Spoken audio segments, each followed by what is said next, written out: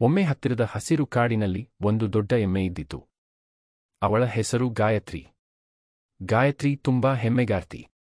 ತಾನು ಚೆನ್ನಾಗಿ ತಿಂದು ದೊಡ್ಡ ದೇಹ ಪಡೆದಿದ್ದೆನೆಂದು ಸದಾ ಇತರ ಜಾನುವಾರುಗಳ ಮೇಲೆ ತಾನು ದೊಡ್ಡವಳಂತೆ ನಡೆಸಿಕೊಳ್ಳುತ್ತಿದ್ದಳು.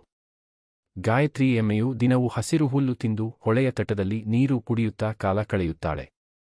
ಆದರೆ ಎಲ್ಲಿಂದಲೋ ತಾನೇ ಬಹಳ ಜಾಣವಳಂತೆ, ಬಲವಂತವಳಂತೆ ನಂಬಿಕೆ. ಆ ಕಾಡಿನಲ್ಲಿ ಹಲವಾರು ಪ್ರಾಣಿ ಸ್ನೇಹಿತರಿದ್ದರೂ ಗಾಯತ್ರಿಗೆ ಗಂಭೀರ ಹವ್ಯಾಸ. ಇತರರ ಜೊತೆ ಆಡುವುದು, ಹಾಸ್ಯ ಮಾಡುವುದು, ಸಹಾಯ ಮಾಡುವುದೆಂದರೆ ಇಷ್ಟವಿರಲಿಲ್ಲ. ಒಂದು ದಿನ ಕಾಡಿನ ಎಳೆಯ ಹಂದಿ ಹೆಸರಿರುವ ಗುಂಡು ಗಾಯತ್ರಿಯ ಬಳಿಗೆ ಬಂದು ಕೇಳಿದ, ಗಾಯತ್ರಿ ತಾಯಿ, ನೀನು ಎಷ್ಟು ದೊಡ್ಡದಾಗಿದ್ದರೂ ನಮ್ಮ ಜೊತೆಯಲ್ಲಿ ಆಟವಾಡುತ್ತೀಯಾ? ನಿನ್ನ ಹಾಗೆ ಬುದ್ಧಿವಂತಿಯರು ಆಟವಾಡಿದರೆ ನಮಗೂ ಸಂತೋಷ. ಆದರೆ ಗಾಯತ್ರಿ ಎಮ್ಮೆಯು ಮೂಗು ಮೇಲೆ ಕೈ ಇಟ್ಟು ಬೆರಳು ಚಾಚಿ ಹೇಳಿದರು, ನಾನು ನಿಮ್ಮ ಜೊತೆ ಆಟವಾಡೋಕೆ? ನಾನು ಯಾವ ಆಮಿಷಕ್ಕೋ ಹೋಗೋ ಹಂದಿಗಳ ಜೊತೆ ಕಣ್ಮುಚ್ಚಾಟವಾಡೋಕೆ ಬಂದವಳಲ್ಲ. ನೀವು ಆಟವಾಡೋದು ಮಕ್ಕಳ ಕೆಲಸ. ನಾನು ಗಂಭೀರ ಜಾನುವಾರು. ಇದನ್ನು ಕೇಳಿ ಎಲ್ಲಾ ಪ್ರಾಣಿಗಳು ಮೂಗು ಮುರಿದು ಹೋದವು. ಆದರೆ ಅವರು ಇನ್ನೂ ಸಹನಶೀಲರಾಗಿಯೇ ಇದ್ದರು. ಅವರಿಗೆ ಗೊತ್ತಿತ್ತು, ಹೆಮ್ಮೆ ಹೆಚ್ಚು ಆದರೆ ಬದುಕು ಬದಲಾಗಿಸುತ್ತೆ. ಹೀಗೆ ದಿನಗಳು ಕಳೆದವು. ಒಂದು ದಿನ ಕಾಡಿನಲ್ಲಿ ದೊಡ್ಡ ಸುದ್ದಿ ಹಬ್ಬಿತು. ಕಾಡಿನ ಅಕ್ಕಪಕ್ಕದ ಬೆಟ್ಟದಿಂದ ಒಂದು ಹುಲಿ ಇಳಿದು ಬರುತ್ತಾ ಇದೆ. ಎಲ್ಲಾ ಪ್ರಾಣಿಗಳು ಭಯದಿಂದ ಓಡಿದವು.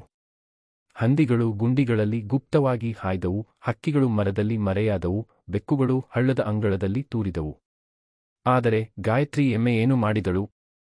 ಅವಳು ನಗುತ್ತಾ ಹೇಳಿದರು, ಹುಲಿ ಬಂದರೆ ಏನು? ನಾನು ಹೆಮ್ಮೆಯ ಎಮ್ಮೆ. ನನ್ನ ಕೊಂಬು, ನನ್ನ ಬಲದಿಂದ ನಾನು ಯಾವ ಹುಲಿಯನ್ನು ಬಂದೂಕು ಹಾಸೆಯಂತೆ ಓಡಿಸಿಬಿಡಬಹುದು. ಹುಲಿ ಬಂದು ಬಿಟ್ಟಿತು. ಇಡೀ ಕಾಡಿನಲ್ಲಿ ಶಾಂತಿ ಒಂದು ಕ್ಷಣದಲ್ಲಿ ಬಿರುಕು ಬಿಟ್ಟಿತು. ಹುಲಿ ಬಂದು ಬಿಟ್ಟಿತು. ಅದು ದೊಡ್ಡದು, ದಿಢೀರನೆ ಬರುವ, ಸುಸ್ತಾಗದ ಶಿಕಾರಿಯಾಗಿತ್ತು.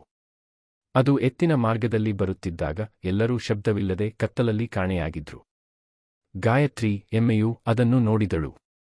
ಆದರೆ ಹುಲಿಗೆ ಎದುರು ಹೋಗಿ ಹೇಳಿದರು, ಓ ಹುಲಿರಾಯ, ನಾ ಹೆಮ್ಮೆಗೊಳ್ಳುವ ಎಮ್ಮೆ. ನಿನ್ನ ಮುಟ್ಟಿಸಲು ನಾನಿನ್ನು ಬಗ್ಗುವುದಿಲ್ಲ. ನಾನು ನಿನ್ನ ಮುಂದೆ ನಿಂತು ಪಾಠ ಹೇಳಿಸಬಹುದು. ಹುಲಿ ನಕ್ಕಿತು. ಹೇ ಎಮ್ಮೆತಾಯಿ, ನೀನು ನನ್ನೊಂದಿಗೆ ಹೋರಾಡಬಲ್ಲೆಂದು ನಂಬಿರುವೆನು? ನಿನ್ನ ಸಣ್ಣ ಗೊಣಸು ನನಗೆ ತಿಂಡಿಯಂತಿದೆ.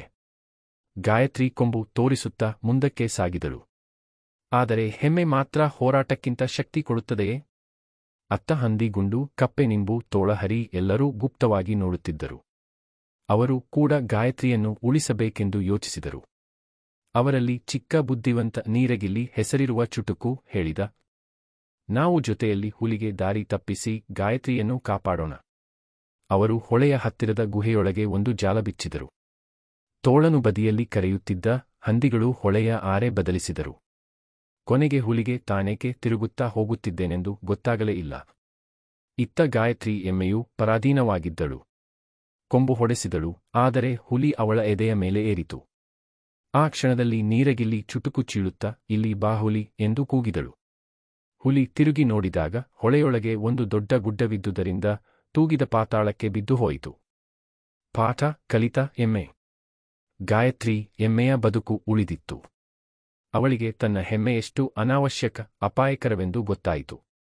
ಅವಳು ಎಲ್ಲರ ಮುಂದೆ ಹೋಗಿ ತಲೆಯೂರಿ ಹೇಳಿತು, ಎಲ್ಲರಿಗೂ ಕ್ಷಮೆ. ನಾನು ನನ್ನ ಶಕ್ತಿಯಿಂದಲ್ಲ, ನಿಮ್ಮ ಬುದ್ಧಿಯಿಂದ ಬದುಕಿದ್ದೇನೆ. ನಾನು ಇನ್ನೂ ನಿಮಗೆ ಸಹಾಯ ಮಾಡುವ ಸ್ನೇಹಿತೆಯಾಗಿರುತ್ತೇನೆ.